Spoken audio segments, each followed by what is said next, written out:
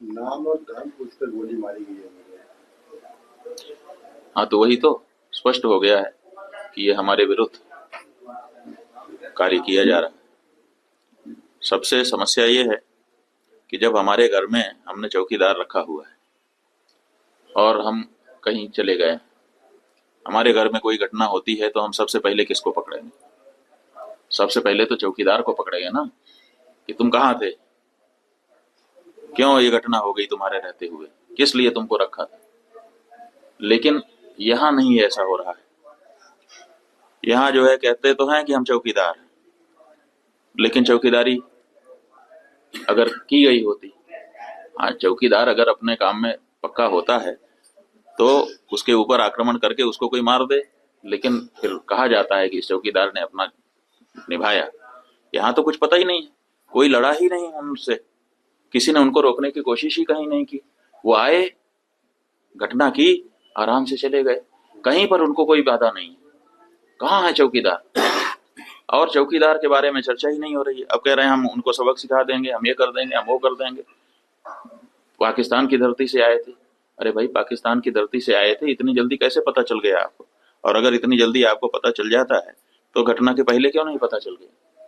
और दूसरी बात यह है कि अगर पाकिस्तान से आए तो पाकिस्तान के खिलाफ अच्छी तगड़ी कार्रवाई करिए। आप कह रहे हैं कि हम सिंधु जल नदी का जल रोक देंगे। आपके पास जल को रोकने या उसको डाइवर्ट करके अपने ही यहाँ अपने ही देश में रख लेने का कोई उपाय ही नहीं है।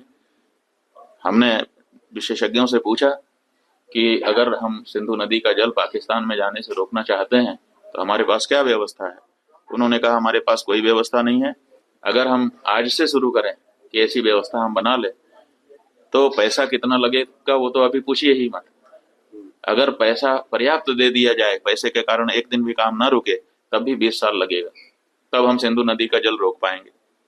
तो ऐसी परिस्थिति में हम ये कह दे रहे हैं कि हम सिंधु नदी का जल रोक लेंगे। और टेलीविजन के एंकर हमने सुना, वो कह रहे थे बूंद बूंद के लिए तरसेगा पाकिस्तान, एक गिलास शुद्ध पानी नहीं मिल पाएगा, खेती नष्ट हो जाएगी, बिजली नष्ट हो जाएगी, ये हो जाएगा, वो हो जाएगा।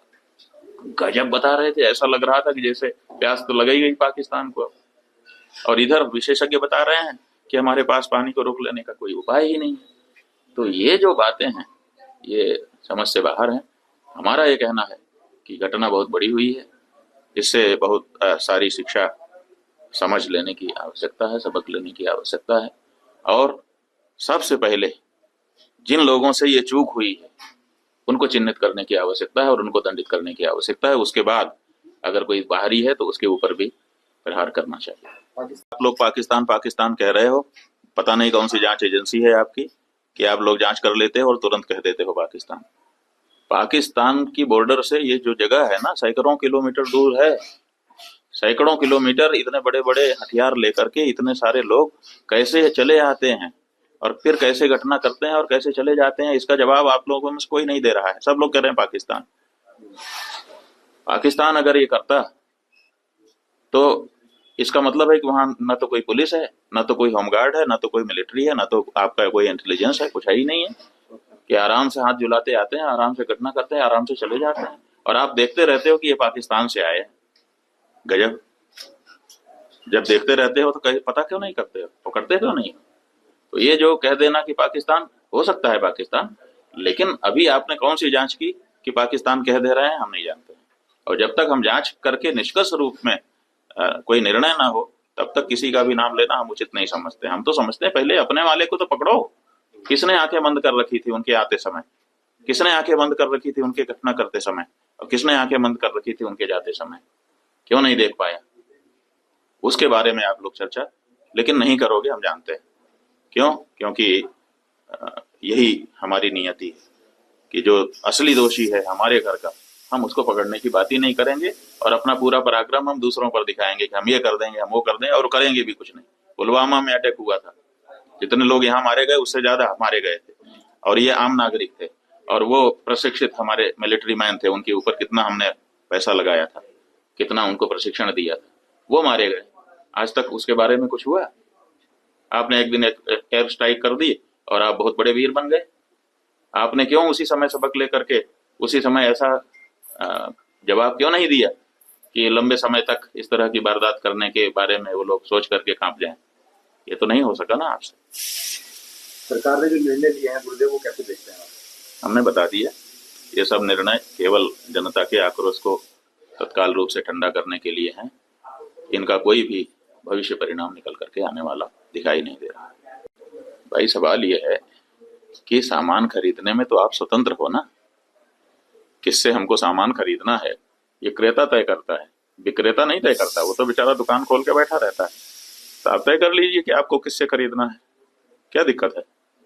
हर व्यक्ति को अपना हक है कि हम किससे सामान खरीदें, आप तय कर लीजिए। और ये अगर वो कह रहे हैं तो ठीक है, इसमें कोई खराबी भी नहीं है। देखिए ये बात तो सच है कि जब जब इस तरह की घटना होती है तो उसमें इस्लाम के मानने वाले निकल करके आते हैं, मुसलमान निकल करके आते हैं। अब कहते हैं आतंकवाद का कोई धर्म नहीं होता। अरे भाई, आतंकवाद का धर्म नहीं होता तो हर आतंकी मुसलमान क्यों हो रहा है? लंबे समय से हम लोग देख रहे हैं। और दूसरी बात है कि कोई आतंकी मुसलमान हो जाए, मान लो कोई हिंदू गड़बड़ काम कर दे, तो कम से कम हिंदू धर्माचारी को खड़े होकर कहना पड़ेगा ना कि ये हमारा नहीं रहा अगर ऐसा काम करता है।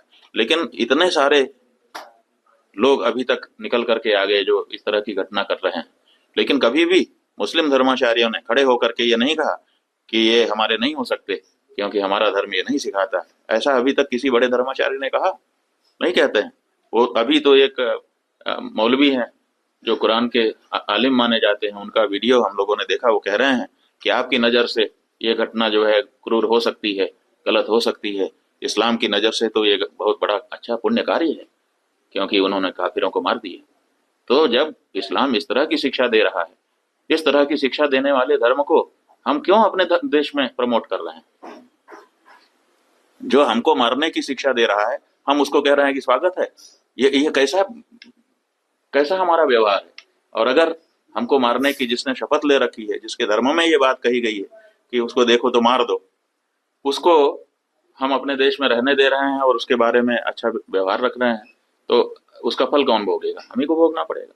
इसलिए हमको इस बारे में सचेत रहना पड़ेगा। या तो इस्लाम के लोग वो जो उनके धर्म की बात है उसको खारिज करें कि नहीं, हम इसको हटा रहे हैं अपने धर्म ग्रंथ से, ताकि हमारे इस्लाम से जुड़ा हुआ व्यक्ति इस तरह की पंक्ति को पढ़ करके इस तरह की घटना कभी ना करे, तब तो ठीक है। अन्यथा जब तक उनके धर्म ग्रंथ में इस तरह की बात लिखी हुई है और उसको पढ़ाया लिखाया जा रहा है, उनके बच्चों को सिखाया समझाया जा रहा है, तब तक हम उनको कैसे अपने साथ रहने देना चाहते हैं और कैसे उनके साथ अच्छा व्यवहार करना चाहते हैं, इस बारे में विचार करना पड़ेगा। ये लंबा नहीं चल सकता है। आप ऊपर ऊपर से कहते रहो भाई भाई, वो कह रहा है मौलवी कि आप भाई भाई कहते रहिए, हमारे यहाँ इस्लाम नहीं इसकी इजाजत। इस्लाम में इस्लाम को अपनाया है जिसने, वही भाई है, दूसरा भाई नहीं हो सकता। हम क्यों उनको जबरदस्ती अपना भाई कह रहे हैं जब वो हमको मारने के लिए अपने धर्म ग्रंथ में पंक्ति पढ़ करके बैठे हुए हैं। लोकशाही मराठी ऐका, पहा, जागरूक रहा।